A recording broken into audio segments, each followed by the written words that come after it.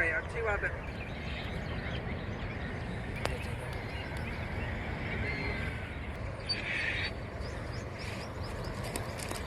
और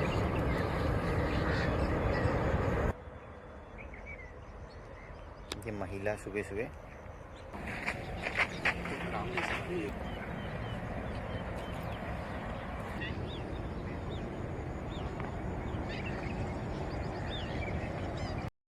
लक्ष्मण पहरा दे रहा है।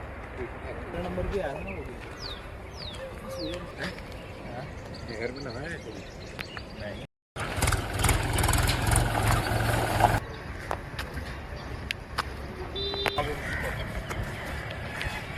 वो